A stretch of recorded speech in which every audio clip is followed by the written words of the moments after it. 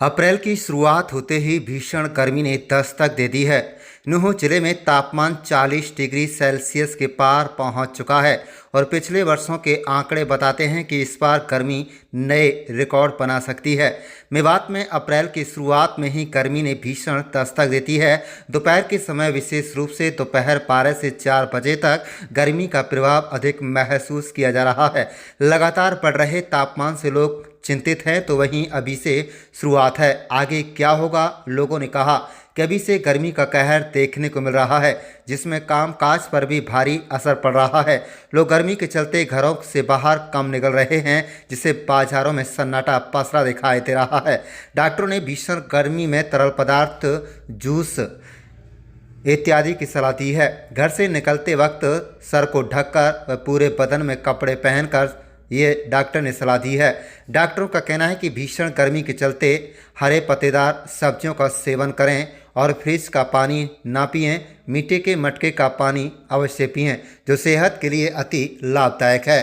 Fridge के पानी पीने से जुकाम, खांसी से लोग परेशान होते हैं। वहीं मौसम वैज्ञानिक के मुताबिक आने वाले दिनों में तापमान और बढ़ने की संभावना है।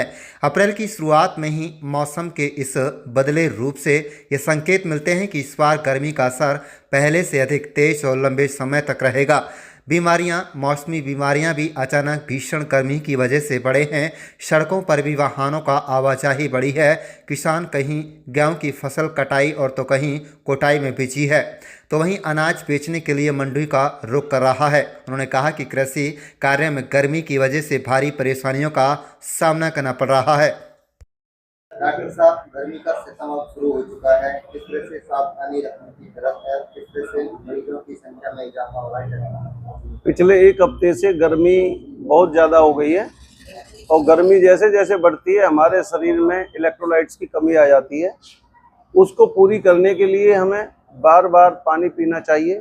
पानी की कमी शरीर में होगी तो कई हमारे जो महत्वपूर्ण लवण खनिज होते हैं उनकी कमी हो जाती है और जिससे हमें वीकनेस महसूस होती है, क्योंकि हमारे पसीने में भी नमक निकल जाता है।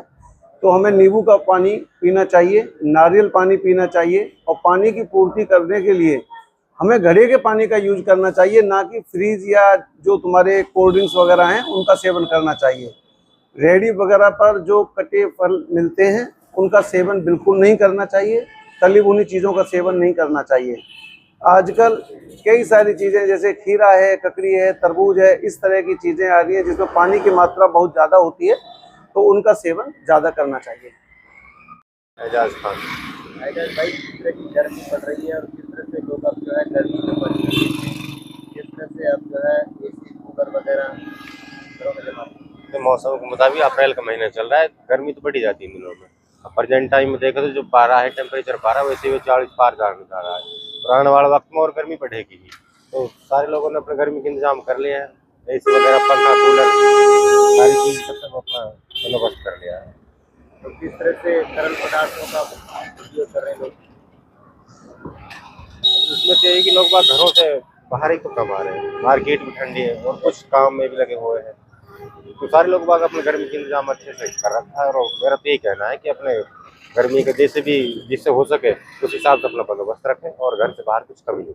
आप दुकानदार हैं, कुछ फर्क पड़ रहा है आवाजाही में लोगों का हमारे? दुकानदारी में तो 50% फर्क है। गर्मी को यहाँ से आगे फर्क पड़ता ही रहेगा, घर चल जाएंगी। दुकानदारी में सबसे ज्यादा फर्क रहता है, मार्केट ठंडी रहती है। मेरा नाम जनाब उमर है। उमर जी, किस तरह की गर्मी अब पड़ रही है? शुरुआत हो चुकी है, 40 को पार जा रहा है, क्या? भाई सर, गर्मी विकट पड़ रही है, इसमें कोई दौरा नहीं है जी। तापमान ज़्यादा है इसलिए हम घर से नहीं निकल रहे। कूलर, फ्रिज, पंखा, वॉशिंग में सब चला दीजिए, लेकिन फिर भी तापमान कम नहीं हो रहा है। विशेष गर्मी है सर। ठीक है जी।